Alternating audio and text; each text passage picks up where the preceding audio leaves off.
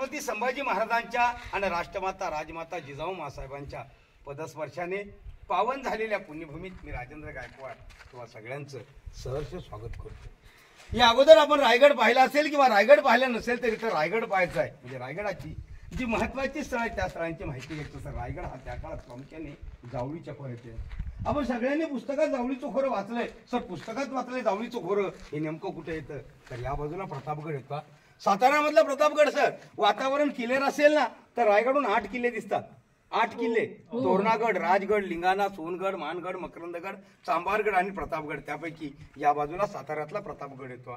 त्या प्रतापगडाच्या पायथ्यापासून रायगडाच्या उत्तरेला एक डोंगर आहे ज्याला कोकण दिवा म्हणतात। तर त्या प्रतापगडाच्या पायथ्यापासून कोकण दिव्यापर्यंत खाली जो सगळा भूभाग पाहिला त्या भागाला जावळीचं खोरं असं म्हटलं जायचं। परे रायगड हा जावळीच्या खोऱ्यात सर। या रायगडाची समुद्र सपाटीपासूनची उंची 2851 फूट आहे। आणि आता जे काय तुम्ही रोपवे प्रोजेक्ट मधून वर आलात ना त्याच्या लोअर स्टेशन पासून वरपर्यंत 1375 फूट उंचावरती म्हणजे जवळजवळ 150 मजली इमारत चढून तुम्ही 4 मिनिटात केले रायगडावरती पोहोचले सर। जिथून आपण किल्ला पाहायला सुरुवात केली खरं तरी किल्ल्याची मागची बाजू आहे, याची समोरची बाजू मी तुम्हाला पुढे गेल्यानंतर दाखवणार सर। या गडाचं पूर्वेकडचं लास्ट टोकाने इकडे पूर्व दिशा येते त्याला भवानीचा कडा म्हणतात। भवानीचा कडा पश्चिमेच्या लास्ट टोकात तुम्ही रोपवेने चढून वर आलात ना ताई याचा शेवटचा कडा इकडे मागे हिरकणीचा बुरुज। हिरकणीचा बुरुज दक्षिणेच्या लास्ट टोकात ज्या ठिकाणी हा रोपवे प्रोजेक्ट त्याला काळकाईचा खळगा म्हणतात आणि उत्तरेच्या लास्ट टोकात त्याला टकमक टोक म्हणतात। या 4ही टोकांमध्ये रायगडचा वरचा जो पठारी भाग आहे तो जवळजवळ 100 एकरामध्ये वसलेला आहे। 100 एकरामध्ये त्यामुळे रायगड जर पूर्ण पाहायचं असेल ना पूर्ण तर 2 दिवस देखील कमी पडतात एवढा मोठा रायगड आहे। या रायगडाला तशी 14 नावे पण महाराजांच्या ताब्यात येण्यापूर्वी याला रायरीचा डोंगर म्हटलं जायचं। रायरी ही रायरी महाराजाने 15 मे 1656 ला जावळीच्या मोऱ्यांकडून आपल्या ताब्यात घेतले। याही अगोदर महाराजांनी मोऱ्याने एक पत्र लिहिलं आणि त्या पत्रात महाराजांनी मोऱ्यानं लिहिलं की चंद्रराव मोरे तुम्ही आमच्यात आता आम्ही हिंदवी स्वराज्य स्थापनेला सुरुवात केली। या तुमच्या जावळीच्या खोऱ्यासहित आता तुम्ही त्वरित स्वराज्यात सामील व्हा। परंतु चंद्रराव मोरे फार उन्मट होता। त्यांनी महाराजांनी गोलंदाबाई पत्र लिहिलं। त्या पत्रात चंद्रराव मोरे महाराजांना लिहितोय की तुम्ही कसले राजे, स्वतःला राजे म्हणून घेणारे तुम्ही कोण, तुम्ही कधी राजे झालात? अरे खरे राजे तर आम्ही आहोत। आम्ही सामील होण्याऐवजी तुम्ही येऊन आम्हाला सामील व्हा।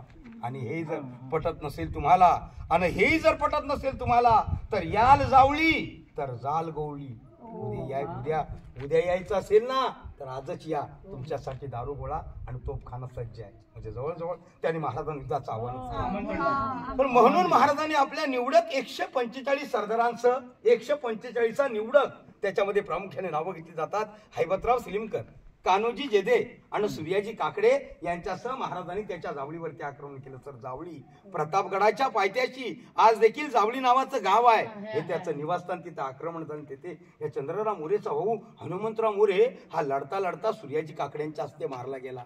आणि इथे आता आपला पराभव होतोय म्हणून तो त्या जावळीतून पळून या रायरीला आश्रयाला आला।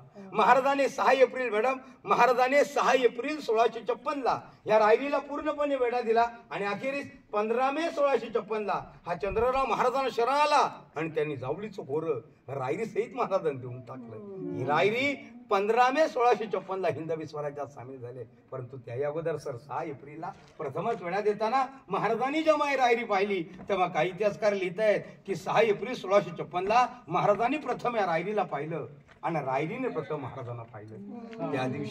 त्या दिवशी या रायरीचं भाग्य उजळलं। महाराजांच्या तोंडून या रायरीबद्दल काही उद्गार बाहेर आले। ते उद्गार सभासदाने आपल्या बकरीत नोंद केलेत। ताई कृष्णाजी अनंत सभासद यांची सभासदाची बकर या बकरीत पृष्ठ क्रमांक 55-56 वरती ते महाराजांच्या तोंडचे उद्गार आपण आज देखील वाचू शकतो। ते उद्गार असे होते 6 एप्रिलला प्रथमच वेढा देताना महाराजांनी त्यांच्यावर असलेल्या मोरोपंत पिंगळ्यांना विचारलं की पंत रायरी म्हणत होता तुम्ही हीच का ती रायरी? तेव्हा मोरोपंत पिंगळ्याने उत्तर दिलं होय महाराज हीच ती रायरी। मग महाराजांच्या तोंडून ते उद्गार बाहेर आले। महाराज लगेच पंतांना म्हटलेत की पंत गड बहुत चकोट, चौथरपा गडाचे कडे ताशिल्याप्रमाणे गाव 1.5 गाव उंच, पर्जन्य काळी कडियावरती गवत उगवत नाही, धोंडाई ताशी वेकत आहे। दौलताबाद हा कृतीवरती चकोडगड खरा परंतु उंचीने थोडका। दौलताबादाचे दशगुणी उंच ऐसे देखुनी महाराज संतुष्ट झाले आणि बोलिले तख्तास जागा हाच गड करावा। राजधानीसाठी रायगड निवडला आणि सर हिरोजी इंदुलकर हे आर्किटेक्ट करून गडावरती 300 इमारतीचं बांधकाम केलं. त्या 300 इमारतीचेच काही तुटलेले भाग आता आपण पाहण्यासाठी गेलो. सर तुटलेले का हो ताई? राजस्थान मधले गडकिल्ले अजून सुस्थितीमध्ये आहेत. राजस्थान मधले गडकिल्ले अजून सुस्थितीमध्ये आहेत. अपवाद फक्त महाराणा प्रतापचा चित्तोडगड सोडला ना, चित्तोडगड. राजस्थान मधले बहुतेक गडकिल्ले सुस्थितीमध्ये आहेत. मग आपल्या महाराष्ट्रात ते सगळे का आपल्या माहिती की इंग्रजाने मराठी सत्तेचा राज केला. इंग्रजाने मराठी सत्तेचा राज केला आणि मराठ्याने इंग्रजांना शेवटपर्यंत लढा दिला. कारण या उक्तीप्रमाणे, कदाचित युक्ती तुम्ही ऐकली असणार, अंधाराला घाबरत नाही कारण त्याला उजेडाची साथ आहे. अंधाराला घाबरत नाही कारण त्याला उजेडाची साथ आहे. मोडेन पण वाकणार नाही. ही मराठ्याची जात आहे. या उक्तीप्रमाणे मराठ्याने इंग्रजांना शेवटपर्यंत लढा दिला आणि इंग्रजांनी मराठ्यांचे कुठलेच गणित रायगड देखील त्याच्यातून वाचला होता. 10 मे 1818 इंग्रजांचे 2 अधिकारी कर्नल पार्थर आणि मेजर हॉल यांनी रायगडावर बंबारणी करून रायगड उद्ध्वस्त केला. तेव्हा रायगड 11 दिवस जळत होता. त्या 11 दिवसामध्ये रायगडावरील लाकडी काम पूर्ण जळून गेले. त्यामुळे गडावर पाहायला मिळतात इमारतीचे तुटलेले चौथरे, दगडांच्या आणि विटांच्या भिंती. याहून कल्पना करायची आहे की त्या काळातलं बांधकाम कशा तऱ्हेचं असेल आणि किती मजबूत असेल. म्हणून तर करेच्या पाण्यात पुरके आत्रे लिहित आहेत.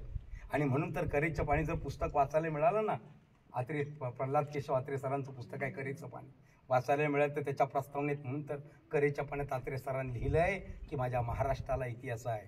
करेच्या पाण्यात आत्रे सरांनी लिहिलंय की माझ्या महाराष्ट्राला इतिहास आहे. बाकीच्या सगळ्यांना भूगोल आहे म्हणून त्यांनी लिहिले. बाकीच्या आताच आपण सगळे ज्या दरवाजातून ताई मध्ये आलात ना, मेना दरवाजा फोटो काढला बघा मी उभं राहून. मेना दरवाजा, त्या काळात मेना आणि पालखी असे 2 प्रकार. मेना स्त्रियांसाठी, पालखी पुरुषांसाठी. मेना बंद, पालखी उघडी. मेना लहान, पालखी मोठी. सांगायचं तात्पर्य हे की छत्रपती शिवाजी महाराजांच्या राण्या किंवा राजवंशातील स्त्रिया मेन्यातून बसून त्या दरवाजातून येत जात होत्या म्हणून तो मेना दरवाजा. आता आपण सगळे ज्या ठिकाणी उभेत नाही, पूर्ण 1 दालन अशी या रायगडावरती एवढीच मोठी आणखीन 5 आहेत. एवढी मोठी आणखीन 5 आहेत. म्हणजे याला धरून 6 आहेत. या 6 दालनांना छत्रपती शिवाजी महाराजांच्या राण्यांच्या महलाचा भाग म्हणतात. आता प्रश्न उपस्थित होतो बाबू, जर का इथं 6 दालनं तर मग आपल्या महाराजांना राण्या तरी किती होत्या माहिती आहेत तुम्हाला? मी तर सांगण्यासाठीच आलोय. 3 माहिती. महाराजांना ताई 8 राण्या होत्या. सई, स्वैरा, सगुणा, सकवार, काशीबाई, पुतळाबाई, लक्ष्मीनी, गुणवंता अशा 8. सर या 8 राण्या त्या काळात त्या सरदार घराण्यातल्या मुली आहेत. कोणते सरदार? निंबाळकर, विचारे, मोहिते, इंगळे, गायकवाड, जाधव, खालकर अशा सरदार जोडण्यासाठी महाराजांनी 8 राण्या केल्या. त्यापैकी एका राणीचं निधन महाराजा गडावरती राहिलं येण्यापूर्वीच राजगडावर झालं.